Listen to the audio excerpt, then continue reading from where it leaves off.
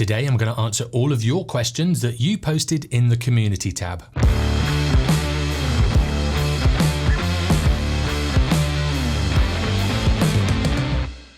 Every now and then I put a post on the community tab asking for your questions.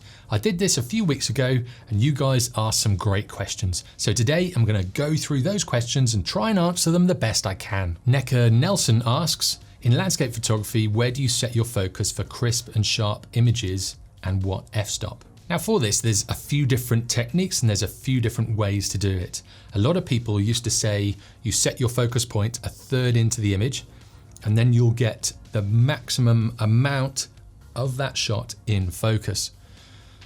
I tend to focus on infinity and then I'll check my photo, and then if the foreground is out of focus, what I'll do is I'll pull that focus point back into the shot a little bit and I'll make sure the infinity point or the furthest things are still in focus, and I'll make sure the closest things are still in focus if that's what I'm going for. As for f-stops, I'll set it anywhere between f8 and f16, and this will give me a nice deep shot with most of the things in focus. Now if I've got the foreground really close to the camera, what I might have to do is focus stack. So if you are shooting with a super wide angle lens, like a 16mm on a full frame camera, and you're really close to the ground because you've got a nice foreground object, what you need to do is really check that. And if it's out of focus or if the background is out of focus, what you need to do then is focus stack. So you get your camera on a tripod, you take 3 different photographs with the focus at different points, and then you can stack them together in your computer afterwards. Those are the only ways of really getting good focus. So f8 to f16, focus on infinity and then check your photo. If not all of it is in focus, bring that focus point a bit forward. And if there's still parts of your shot that are out of focus, then focus stack. Maggie White asks, when cleaning a mirrorless Sony camera with a swab, should you put the camera into cleaning mode and then leave it on in order to stop the sensor from floating about, or should you turn it off? So I've done a video on cleaning the sensor and I'll link it up in the corner. But basically you leave that cleaning mode on because it locks that sensor into place. If you turn it off, it'll be a bit like jelly and you'll pull that swab across it and it'll really move around. So turn it into the cleaning mode and leave it on. Once you finish cleaning it, then you can turn it off to kind of reset and let the camera kind of remap that sensor. Joseph Cullen asks, how do you learn? And by that, I mean, how do you, Mike Smith, learn things? In stages, over time, or very quickly? Now, Joseph, that's a really good question. And it all depends what I'm doing. Certain things I'll learn really quickly and other things it'll take time. Say for instance, I'm learning to play a new song on the guitar. This I'll do in stages. Whereas if I'm trying to learn a new technique in photography or videography, I'll just blast through that. I do seem to pick up things quite quickly when it comes to filming and when it comes to using my camera. I've still got a way to learn, but I just think it comes down to the passion of what I'm doing as well. I really get into something and I really focus on it and I'm almost obsessed until I know how to do it. Sophie-Anne Bendif asks, do you have any tips for quick estimations of depth of field in a shot according to the distance between the subject and the camera? Sometimes I wish I had a wider depth of field for a flower to get all the petals in focus by stepping back and then cropping in a bit on the final image. This is a little bit of a tricky one. You can have depth of field charts, and in PhotoPills, it does talk about depth of fields, and actually in that app, you do have depth of field charts. So that's one way to go about it. The other way to go about it is just build up your experience. Start taking photos, take lots of photos of flowers. Like I said, try different things. Step back and get photos and crop in on those photos. Or the other thing is to get your camera on a tripod and focus stack. So you'll set the camera to manual and then you'll focus and take different shots through that flower. So you end up having a set of shots where you can kind of process in Photoshop and then you can make sure the whole of the flower is in focus. I'm guessing by the way you're talking about it that you're photographing handheld. So that would be a way of getting around it, and also the way that you mentioned in stepping back and cropping in. But you do lose a lot of resolution when you do this. If you're just uploading it online, that's fine. That's a good way of doing it. But focus stacking with your camera on a tripod is really the only way for photographing flowers and getting the whole of the flower in focus. Wild Bill asks, what is base or native ISO and its relevance for video? I know that with photography, the lowest ISO is best, but video people talk about a native or base ISO that isn't 100. What are they on about, and should I know about this? That's a good question, Bill. And the native ISO is basically an ISO that the sensor has been optimized for. So I think, I could be wrong, but I think the way that they design it, they build the sensor, and then as they're testing it, they'll find the ISO that has the cleanest image. And I think that is what your native ISO is for that sensor. With the A7 III, that's set at 640.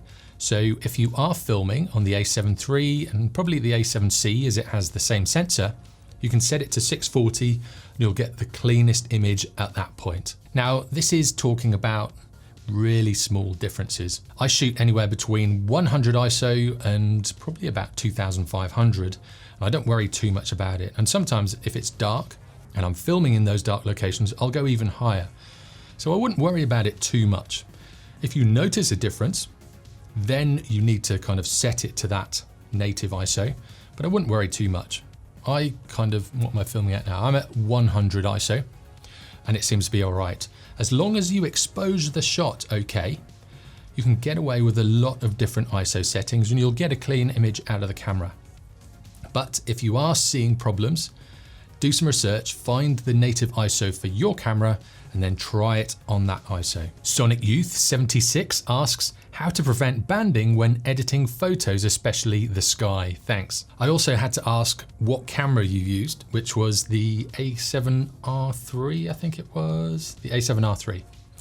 It's kind of strange that you're getting banding in the sky in that camera because when you take photos, I think it takes photos at about 14 bits. So there should be a lot of detail in that image. When you shoot video, because it's only 8-bit, you do start to see banding in the sky. But photos in the A7R III should be fine and they shouldn't get banding. A few things might cause it. If you're shooting in low quality JPEGs, that will cause banding. Also, if you've got a low quality monitor, I think that can cause banding and you'll see that banding on your screen. What else will cause it?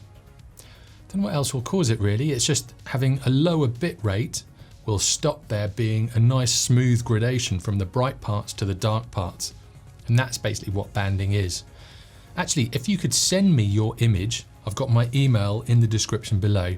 Send me your image and send me an example so I can see it. And then I might be able to help with your specific photo. Frank Donaldson asks, what is something you wish you'd have known that would have saved you a lot of time and hassle about photography when you first got into it? The one thing I wish I would have known was to practice more and to get out there and just start shooting more. When I first started to learn, I was shooting on film. So it was the mid-90s and I had an EOS 5, which shot about 5 frames a second. I was really into photographing motocross events. I still obsessed over gear then though, because I was looking for the next lens or I was looking for the best kind of roll of film that would help me get my best photographs.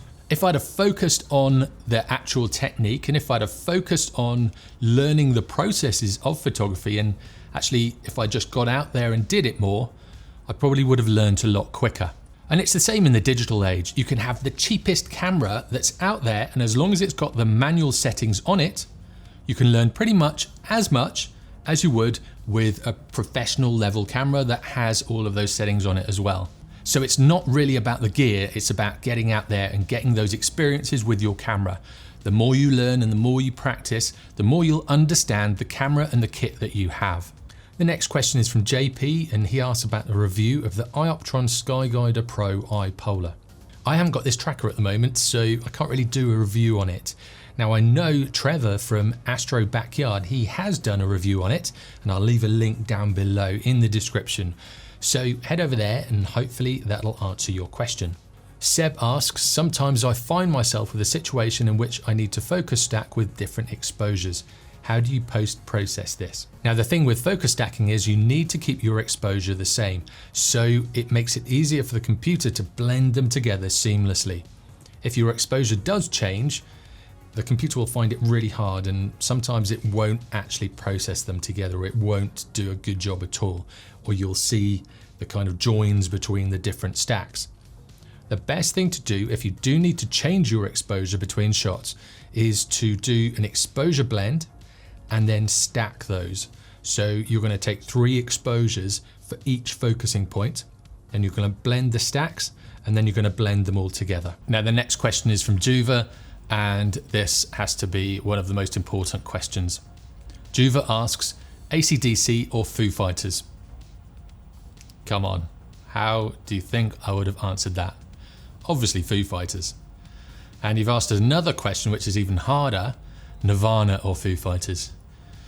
A little bit more tricky.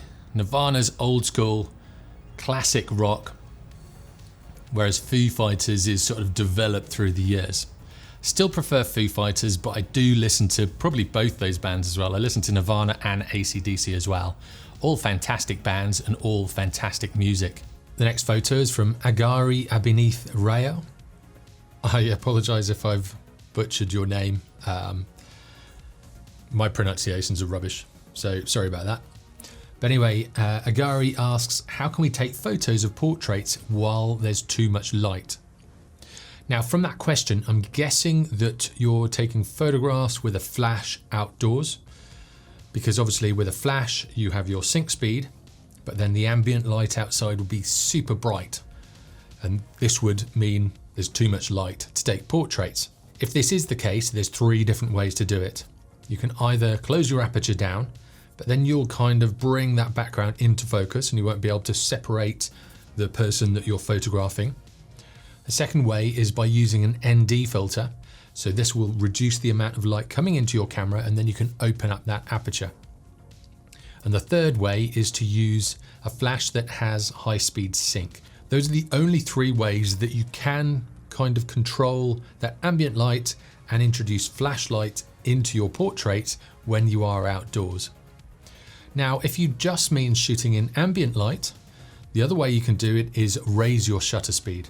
Now, if you're shooting with, say, a camera like the Sony a7C that has a maximum shutter speed of 1/4000th of a second, and there's still too much light coming into the camera, again, that's when you need an ND filter. So you just need to control how much light is coming into the camera, so then you can control the light in your portraits. But also, if you are using a flash, if you are shooting outdoors, you do need quite a powerful flash to cope with all of that sunlight. The next question is from Jack Tunnicliffe. So Jack's asking about the Sony a7S III, and he says he's seeing a little bit of a lacing on patterns like guitar strings when he was shooting a commercial. Tried lots of different settings, and it's slightly worse in S and Q, 60 frames per second. It should be clean, but is there any secret to reducing this issue? Now I'm wondering why you're getting the lacing, and for all of you who don't understand what this is, imagine you have a diagonal straight line going through your shot, but the pixels are showing that straight line will become jagged, and that's what a lacing is. It's kind of lines becoming jagged because you kind of start seeing pixels. Now the only way I could think that that would happen is if maybe you're shooting in 1080p or you've cropped into the image afterwards. If you're shooting 4K, it should be all right. I've shot quite a lot of different things in the 4K mode in the a7 III and in the a7R2, the a7S2, not the a7S III, but all those other cameras, and I've never really had it. So if you can send me a short clip showing me what you mean, I might be able to help. So my email is down in the description. So send me a short clip and I'll see if I can help you with that problem. Because until I see the footage, it's really hard to work out what the problem might be and what the solution might be as well. We've got another question from JP, and he asks, why Sony? He also says that he has the Sony a7 III and he loves it. The reason why I shoot with Sony is, it's probably quite a long drawn out story, but I'll give you the short story. I've been shooting with Canons since about the mid-90s. So I remember in 1996, I had the EOS 5, which was a film camera, and it shot 5 frames a second. And I used to photograph motocross events and things like that. I've used Canons on and off from then until probably the mid-2000s. Then I started using Canons all the way through the 2000s. Then the 5D Mark II, 5D Mark III, But then someone introduced me to the Panasonic GH2. Then I got GH3, GH4. I was shooting multi-camera shoots with 4 GH4s. And I learned so much about videography doing that. And then I was introduced to the Sony cameras. So then I had the A7S II.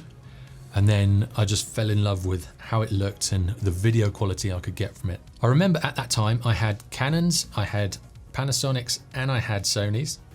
I went hiking in mid-Wales up in the mountains. I took all 3 with me. My bag was so heavy and I was just so frustrated. So at that point I was just decided I just want one brand, one set of lenses, one camera, just so I've standardized everything and I've got one system that works for me. And the one I went with was Sony because the video quality is good, the photo quality is really good, and they seem to be pushing ahead, much further ahead than any of the other brands. I do miss my Canons, but I'm so glad I did come across to Sony. Hamed El Fiki asks, do you give photography courses? I do one-to-ones, and that's normally by word of mouth, and I haven't had anything on my website yet. I did have a big plan for 2020. Obviously, that was thrown into disarray with you know what, but I have got plans for 2021. So keep an eye out for things happening on my website, and obviously I'll be talking to you guys about it as well. The next question is from Steve Ujfalusi, and I hope I've pronounced that all right. Again, if I apologize if I haven't. Steve asks about S-Log and other settings and if I have a preference between them. And it's to get the best color grade look for the video. He's got some experience color grading, but hasn't shot in S-Log yet. Now, as you guys probably already know, I produce 2 videos a week on my channel here. So I've got to have a really quick workflow and a real quick turnaround on my videos. I've purchased the Sony Pro Color Pack from EOS HD. A guy runs that website called Andrew Reed. I don't know him. I bought the Pro Pack myself, and this just makes things very easy. I can pretty much get a good image out of camera when I expose it right. And then also he has a setting where if you've got quite a high dynamic range, it copes with that as well. But I just try and get a decent shot out of camera, and I try and work my exposures so they look all right with that basic profile. I then have to just tweak the colors ever so slightly, and then I'm good to go. Now, I think Andrew Reed's settings are, I think they're cine settings, but basically you get good colors and a good image out of the camera. So this means I don't really have to do any color grading at all, just a few tweaks. And this means that my workflow is really quick and I can get those videos out really quickly, and I can make sure I'm hitting my 2 deadlines a week. The next question is from Arij Khan, and he wants to start printing photos.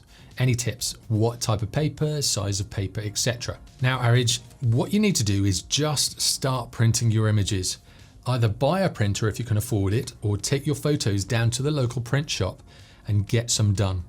Don't worry too much about the paper to start with, just see how they come out. And then even ask at the print shop and see what paper they have, show them your photos, like build a bit of a relationship with them, and then they can have a look at them and they'll probably be able to suggest what paper would be best and how big those images would be able to be blown up to. So if you do build up that relationship with the local print shop, they'll be able to tell you what paper is best, what paper will work for your images, and you'll probably be able to learn a lot from them and learn a lot from the experience that they've gained by printing out day in, day out. Because if they're doing it day in, day out, you can learn a lot from them. That's what I tend to do. Eerie Photography asks, if you had only one piece of advice you could give a beginner, what would it be? Now, this is a bit like Joseph's question from earlier on. The one piece of advice I'd give you is to practice. Go out with your camera and go out as much as possible. And go out on a regular basis as well. If you pick your camera up and use it, and then you leave it for a few months and then come back to it, it's really hard to learn and it's really hard to progress. Even if it's just a case of picking your camera up, having a play with it, taking a photograph out of the window, or taking a photograph of someone that you live with, anything like that can help. But just use that camera as much as possible so you understand it completely. Once you do understand it completely, it's amazing how you kind of start subconsciously knowing what settings to use. Or you'll look at a situation and you'll think, right, what will work in this situation? And very quickly, you'll suss out how to shoot in those conditions. But this takes practice. So practice, practice, practice. The next question is from Virendra Singh. And Virendra is asking about picture profiles and styles. And his biggest problem is how to set it according to the situation. Now, this is a really tricky one. All those picture profiles and all those styles, there's a lot to choose from. And it's really hard to find one that works for you or find one that works in the conditions that you're in. One thing I would say is if you're not good at color correction, that's something you need to learn before you start using those S-Log profiles. Because if you don't know what you're doing, you can get a shot and it might be a really nicely composed shot, but if it's not exposed correctly, if you haven't set the right white balance and you don't know how to color correct, then it's really hard to turn that into a usable image. When I first got the A7S II, I went out and I got quite a few different shots, and then I brought them all back to my computer and I found it almost impossible to grade them. So those S-Log profiles are really tricky to use. So if you can't color grade or you don't know how to color grade, either learn that process or stick with your cine profiles or some of the styles. And with those styles, all I'd say is just go through them and try and find one that works for you or one that you like the look of. Because that's what it comes down to, it's personal preference, especially with those styles. So have a look through them, flick through them and find one that you like or find one that works for you in the conditions that you're shooting in. The next question is from Akhil Sai, and he asks, what's your take on manual lenses? For example, the Samyang 85mm 1.4 manual version for portraits and streets, given one is skilled in manual focusing. If you're skilled in manual focusing, the Samyang 85 1.4 is a fantastic lens. I used to have that a while back and I used to love using it, but it did slow down the process and it did take a while longer to get your focusing point. I'd say nowadays, if you can afford it, the autofocusing systems are so good on the newer cameras that you can save a lot of time, say buying the 85mm 1.8 from Sony or whichever brand that you have. The focusing systems are so good that you can save a lot of time. So if you have the time, the manual focusing lenses are really good. But if you don't have the time, then it's better to get some of these newer autofocusing system cameras. William Matthews asks, do you have any affiliated links to the Foo Fighters or are you just a super fan? How many times have you seen them live and what's your best gig and favorite song? Another really important question. I don't have any affiliate links to any of the Foo Fighters merchandise, but I have got a link down below to some of their t-shirts. As for being a super fan, I probably wouldn't say I'm a super fan, I'd say I'm a fan. I know there's a lot of other people out there that are even madder about them than I am. As for the best gig, Wembley Stadium 2008, that was fantastic. We got quite drunk, pushed our way in about 15 minutes before the start of the gig, and then Taylor Hawkins started on the snare drum when they were playing Pretender, and the whole crowd just started bouncing up and down. We bounced our way all the way to the front, and I was literally arm's length away from the front of the railing. It was super claustrophobic. They didn't have any of those golden circles that they have now where you have to pay extra to get in, so it was the whole of the pitch open to everyone. It was a fantastic night though, and yeah, I just screamed my lungs out the whole night and I lost my voice for the next 2 days. As for my favourite song, this changes from month to month. One month I'll like one song, another month I'll like another song. At the moment, I'm into some of their older songs like Big Me. The classic is Everlong, but Pretender always has a place in my heart from that Wembley 2008 concert. Smellman Smells asks, what is the highest limit of ISO you can use on the Sony a7 III before you get noise in both videos and pictures? Thanks once again for your question. I think I had a question from you in the last Q&A, so it's great that you're keeping an eye on the community tabs. With the Sony a7 III, I've found I can get away with around about 10,000 ISO, especially if there's a lot of detail in the shots. If it's kind of a blue sky or there's solid colors, you've then got to use lower ISO, so it does all depend on the shots. I've actually done a video on this talking about this exact thing, and I'll link it up in the corner. But yeah, you just need to, it's a combination of detail and it's a combination of how you expose your shot. And if you expose it properly and you've got lots of detail, you can get away with higher ISOs. William Hansen asks, have you tried the Olympus? I'm guessing that's what you mean, with the 12-100 f4 Pro lens. And it's about night street photography. Is it usable or do you need a tripod? That's what I'm guessing you mean anyway by that question.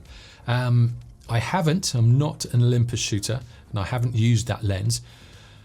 But I'd say because it's micro four thirds, night street photography with an f4 lens would be a little bit tricky.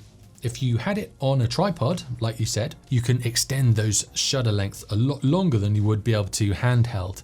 So I'd probably say you'd have to use a tripod, but if you didn't mind a bit of grain in your shots, you could probably get away with it.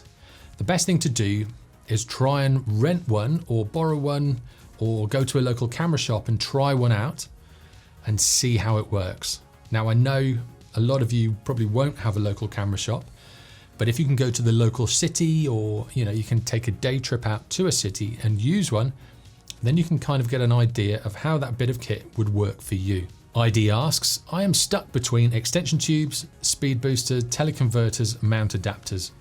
Out of the four, which ones are essential? Sometimes I think of buying them all, but money matters. Or should I go for a third party? I have the 80D and the EOS M6 Mark II. Now these four things all do completely different things.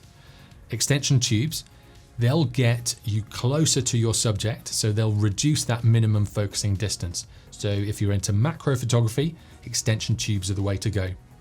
As for a speed booster, because you're using the 80D from Canon, that's a crop censored camera, what a speed booster will do is take sort of the image from a full frame lens and almost magnify it down onto your crop censored camera. They are really good, especially for video. I think they do lose a little bit of image quality on some of the brands. I think the Metabone speed booster is one of the best ones that you can get, and that's got the best image quality. You do need full frame lenses for it though, because it is taking a much bigger image and scaling it down onto that sensor. So if you shoot with, because you shoot with Canon cameras, if you shoot with the EF-M or the EF-S lenses, they're made for your crop censored camera, so they'll only project a smaller image. So if you were to use those lenses with a speed booster, you'd get a hard vignette around your shot. If you do use full frame lenses, and with Canons, those are the EF lenses, these will be fine with a speed booster, but you do need to make sure you have full frame lenses before you do get a speed booster. As for teleconverters, this is where you might have a 70 to 200, and you don't quite have enough reach on that long end, so on the 200mm end. So you'd put a speed booster in between your lens and your camera, and this will magnify that image, so it'll kind of crop in on the image without losing any resolution. Now the problem with teleconverters is you do lose a lot of image quality and you do lose a lot of light. So say for instance, if you were using an f4 lens, I think it goes to either f8 or f11. I'd actually say, instead of getting a teleconverter, to save up money to get an actual longer lens. In saving up for that, you'll get much better image quality and you'll get much better images. So say for instance with your 80D, if you bought the 400mm, I think it's the f5.6 prime, that produces some phenomenally sharp images. As for mount adapters, this is say for when you're going to be using different lenses on your camera. So say for instance, you had some old vintage Canon FD lenses, that's where a mount adapter would come in handy. So if you do have those, or if you maybe want to get an adapter for your EF-S lenses to your ES-M camera body, an adapter would probably work for that. So they're four very different adapters for four very different things. So you need to work out what type of photography you're into to work out which one that'll be good for you. Eerie Photography has another question. How do you direct your clients in a portrait shoot? When I'm photographing clients, I'll tend to just talk rubbish to them. I'll talk about everything and anything other than photography. I'll have all of my settings ready to go. I'll have had someone stand in and I'll know that the settings are perfect for the conditions that I'm shooting in. Then I'll get the client to come in and I'll take photographs of them, but I won't be talking about photography. I'll be asking them about their kids, asking them about their family, asking them about the business that they run, and I'll just try and get an emotive response out of them. Once you ask them about something that they're really passionate about, that's when you'll get the look on their face, and that's when you'll literally just be snapping away. And I might direct them every now and then, might get them to turn their head one way or turn their head the other way, but most of the time it's talking about anything and everything that would get them to respond in a certain way, like a bit of a smile or just something that they're passionate about. JP asks, what should I buy as my first non-kit lens? I don't know if I should go wide or telephoto. Now I'm guessing because you've got the 28 to 17mm, you've got the Sony a7 III or one of the Sony a7 cameras. It all depends on what photography you do. If you're wanting to do sports or wildlife, I'd go for a telephoto lens. If you're wanting to start shooting bigger, wide open landscapes, maybe go for a wider angle lens. But it all depends on what genre of photography you're going into. Also, with your kit lens, see which one you use more of. If you use the 28 side of the lens more, maybe go for a wide angle lens. If you use the 17mm end more and you feel like you need more reach, then go for a telephoto lens. JB DLR asks how to get sharp photos all the time and focusing tutorial on Sony cameras. I do have a focusing tutorial planned. I haven't shot it yet, but I do have one planned, so hopefully I can get that one done in the new year. The focusing systems are changing in the Sony cameras quite quickly as all of these new cameras come out, but I do want to do one because there are quite a lot of different settings in there, and there are different ways to get the focusing system working for you and working well for you. As for getting sharp photos all the time, I've done a few different videos on those, so I'll link one up in the corner and also in the description as well. What you need to do really is make sure your shutter speed doesn't drop too low, so your hand movements aren't putting blur into the images. If your subject is moving, that you're panning with them. Basically, you just want to follow those rules. And maybe if you're doing landscapes, get your camera on a tripod, and a nice sturdy tripod as well. It's really hard to kind of explain how to get sharp photos if I don't know what genre that you're doing.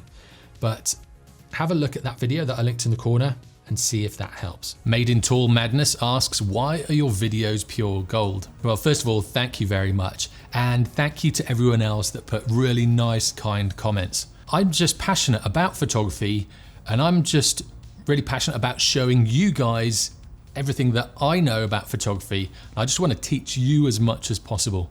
And I think that comes across in my videos. Some of them are better than others, and sometimes I get little bits wrong in certain places, but most of the time I try and do as much research as possible, and then I just plan them out properly. And my goal is not to waste too much of your time. So I'll plan them as much as I can so you get just the information you need, nothing more and nothing less. The next question is from I don't know what to name. Good name. Have you ever tried to photograph deep sky objects? And if you have, how often do you do it? I've done it a couple of times. I think I did the Orion Nebula and Andromeda. I then moved countries and they're on a hard drive buried somewhere, and I haven't had a chance to process them yet. In Dubai, where I lived, I used to go out into the desert with a couple of guys who were really into their deep sky objects. They would set up absolutely massive telescopes, and I'd just have my camera, a wide angle lens and a tripod. I'd set up, I'd take 3 or 4 shots, and they'd still be setting up their tripods. They wouldn't have even got the scope out, they wouldn't have even got the camera out. So it does seem like one of those things that's quite money hungry and quite time intensive. And you've got to go out, you've got to shoot all night. I do like the images they get, and my 2 friends in Dubai get some amazing images. It's an expensive hobby and there's a lot of kit. So you almost need a big car to be able to take it anywhere, and you need to be able to drive to that location with some of these massive scopes. But I like doing wide angle astrophotography. I like getting big star-filled skies with big strips of the Milky Way in there if it's up in the sky that I'm shooting.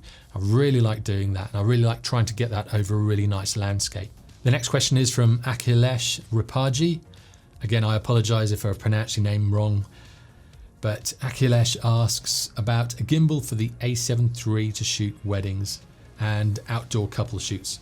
Now you have a few different options, and a few different gimbals have come out recently. You've got things like the DJI RS2, but that is so expensive. It's a top-end gimbal, but I think it costs around about $1,000, especially if you get all the add-ons. Then you've got the Zhiyun Crane 2S. That's a really nice gimbal, but it is quite big. And unless you're going to use really big lenses, it's almost too big for the A7 III. Well, it's not too big for the A7 III, but you've got a lot of power in those motors and it is a big gimbal. The other one, if you're on a budget, is the Feiyutech AK2000C. Now that's quite a compact unit compared to the other two, and that works quite well. So it all depends on your budget. It all depends on what lenses and what other accessories you're going to have in your camera. So if you're really on a budget, go for the Feiyutech AK2000C. If you've got a bit more money, or if you've got more accessories on your camera and you want maybe a follow focus or anything like that, go for the Zhiyun Crane 2S. And then if you've got a lot of money, get the DJI unit, because that's kind of the cream of the crop and that has so many different features on it. The one amazing feature on that is the tracking. So there's plenty of gimbals out there.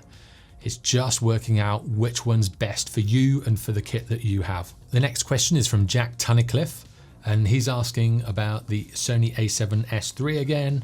He's talking about S-Log3.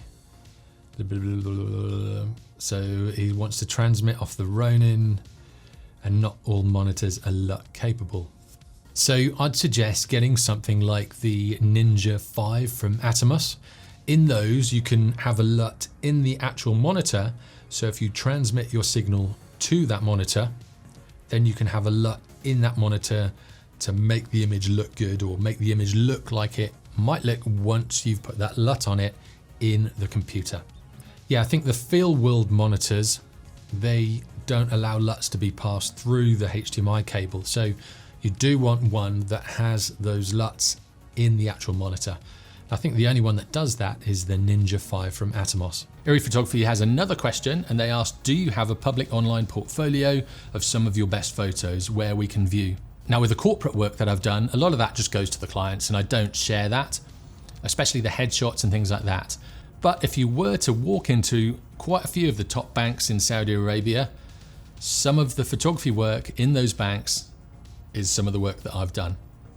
I had a few really big clients in Saudi when we were living in the Middle East. I did a lot of their photography. As for my other work, like landscapes and things like that, I do have a gallery on my website, and I also have my Instagram page. So I'll link all of those in the description below. The next question is from Srinivas Ramadasu. Again, I apologize if I've pronounced that incorrectly. He's asking about the Tamron 70-180 f2.8. Without lens stabilization, how sharp will my images be for handheld shots? What would be the most comfortable shutter speed? Now this all depends on how steady your hands are. If you drink lots of coffee and your hands are really twitchy, obviously you're going to have to shoot with a higher shutter speed. Whereas if you've got super steady hands, you can bring that shutter speed down quite a lot more. I'd say when you first start shooting with something like that, to follow that shutter speed focal length rule. So if you're at the 180mm end, you'll shoot with around about 1/180th of a second. So I'm guessing you're shooting with the Sonys, so you'd be on 1/200th of a second. At 180mm, this should give you a nice, clean, sharp shot. Whereas if you're at the 70mm end, you can go down to, I think the closest shutter speed would be 1/80th of a second. So if you follow that rule, you should get nice sharp images without stabilization. When you turn the stabilization on, you should then be able to bring your shutter speed down a little bit more than that. But it's all about going out and seeing what works for you and what works with that camera and that lens with this sort of stability of your hands. The next question is from Wannasee. Wannasee asks, I would like to buy a laptop for editing photos and videos. Could you please suggest me some good laptops instead of a desktop, because I'm a traveler? Except Mac. Now I know what you mean about that except Mac. My Mac is on its last legs, I think. I had a whole hub plugged in with a keyboard, with a mouse, with a monitor, with hard drives. And I think I burnt part of the USB-C bus out because one of my USB-C ports isn't working anymore. I'm getting so frustrated in editing on this, and I used to edit on a PC, and I have done for the past probably 10 years. It seems like with the Apple computers, if you're using Final Cut Pro or anything like that for editing videos, it works really well. And I know a lot of you out there do use that system and it works really well for you. But for me, this has really struggled.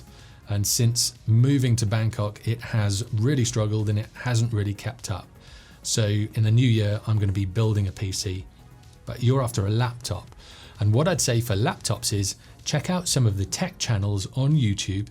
I don't know your budget and I don't know what exactly you're looking for. So you need to do some research on it.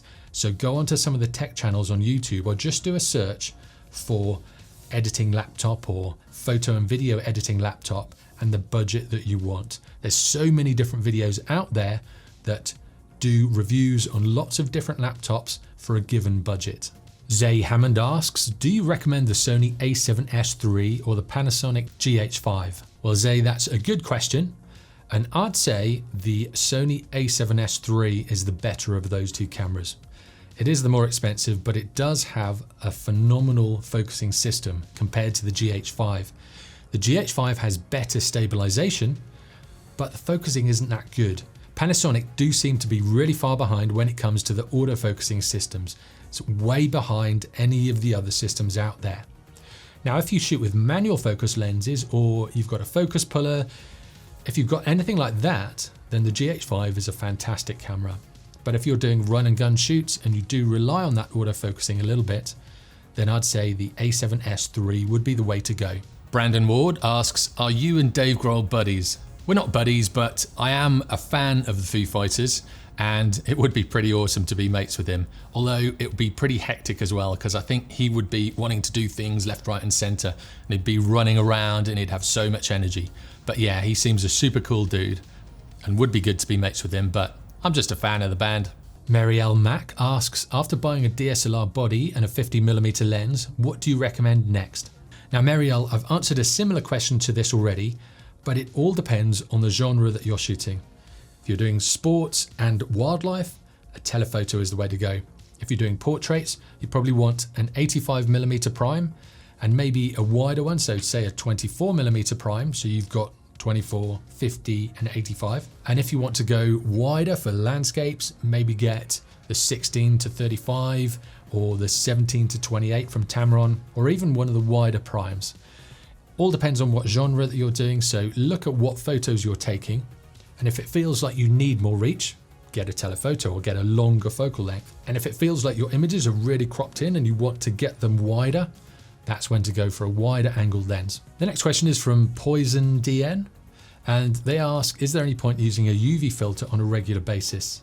There's a mixed bag of answers out there where some say no and others say by not having it, it may damage your sensor. Well, it won't damage your sensor, but it might damage your front element if you don't use a UV filter and you're quite rough with your camera, or you drop it, or you're in really bad, dirty, horrible conditions. So it all depends where you shoot and what conditions you're in. If it's really bad weather, you're in a desert and there's blasting sand all the time, that's when it's worth getting a UV filter for your camera.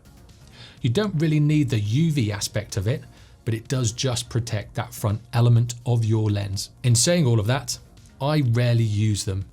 I kind of look after my cameras and I make sure I've got a lens hood on, so if I was to drop my lens, the lens hood would break and not the actual lens itself. If you take it out and if you're quite rough with it, that's when it's worth getting one.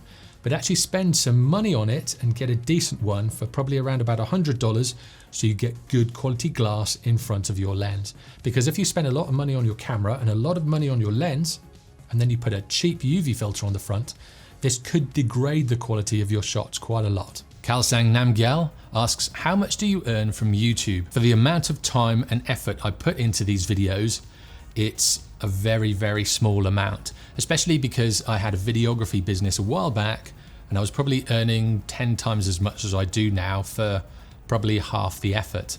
But I'm just really passionate about making these videos. I'm passionate about teaching you guys. I love teaching you guys, and I love seeing the responses in the comments below about when one of my tutorials helps you and gives you that aha moment where you've actually learned something or you've been able to progress your photography because of my tutorials. That's what I love doing. As for how much I earn, I could probably afford a cheap lens every month. The next question is from Dean Yudson, and he asks about the Sony 24-105 GM, and he wants to use this lens to practice before getting an 85mm prime. The lens has markings at 70mm and 105, but how do I quickly set the focal length to exactly 85mm without taking a bunch of test shots that I have to check in my computer? I thought of putting a small mark on the lens, but that seems lame. Is there a better way? Unfortunately, Dean, there's probably no better way of doing it than putting a mark on it.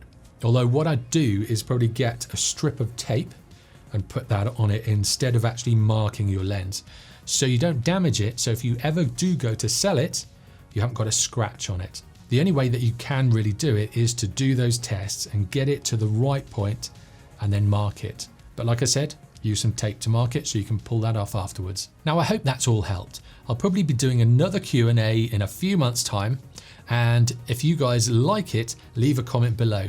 Let me know, and also if I haven't answered your question properly, again, comment below and I'll see if I can help there. And keep an eye out on that community tab where I will post an image on there asking for your questions the next time I do make one of these videos. And if you like this video and want to learn more, click on this video next. Or if you want to binge watch a load of photography tutorials, click on this video down here.